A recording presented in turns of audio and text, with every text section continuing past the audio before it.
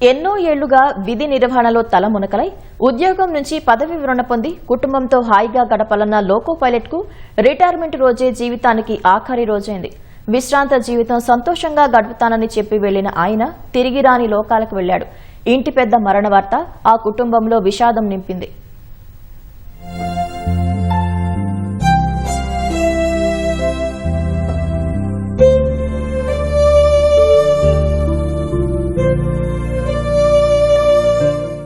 April 1 ఆ loco pilot పదవీ విరమణ చెయ్యాల్సిన రోజు. చివరి రోజు ఆనందంగా విధులు ముగించుకుని తిరిగొస్తానని చెప్పి వెళ్లిన ఆయన తిరిగి రాని లోకాలకు వెళ్లాడు. మంగళవారం తెల్లవారుజామున 3 గంటలకు జార్ఖండ్ రాష్ట్రం సాహిబ్గంజ్ జిల్లాలో ఎన్టీపీసీకి చెందిన 2 గూడ్స్ రైళ్లు ఢీకొన్నాయి. ఈ ప్రమాదంలో 2 గూడ్స్ రైళ్ల లోకో పైలట్లు మరణించగా మరో 4 తీవ్రంగా గాయపడ్డారు. ఈ ప్రమాదంలో మృతి చెందిన లోకో పైలట్ గంగేశ్వర్ అదే రోజు పదవీ విరమణ చేయాల్సి ఉంది. సంతోషంగా పదవీ విరమణ వేడుకలు చేసుకోవలసిన ఆయన ఇంట్లో విషాదం అలుముకుంది.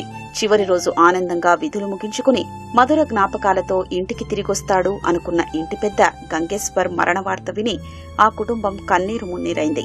పదవీ విరమణ తర్వాత శేష జీవితం సంతోషంగా గడుపుతానని చెప్పి వెళ్లిన తన తండ్రి తిరిగి రాని లోకాలకు వెళ్లాడని గంగేశ్వర్ కూతురు కన్నీరు పెట్టుకుంది.